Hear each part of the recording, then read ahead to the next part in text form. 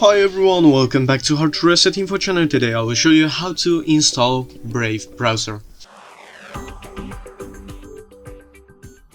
So as you guys see, I'm on the browser.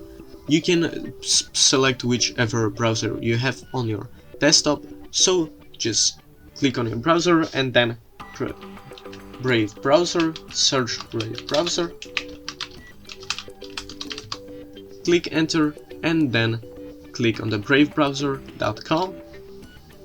Click get Brave for Windows, and then as you see at the top, it should redirect you to the setup, and then you should just click yes, and it should install right now.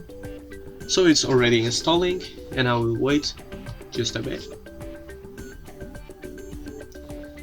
And as you see, that's it. Thank you guys for watching this video. I hope you guys enjoyed. Leave a like and subscribe, and see you guys next time.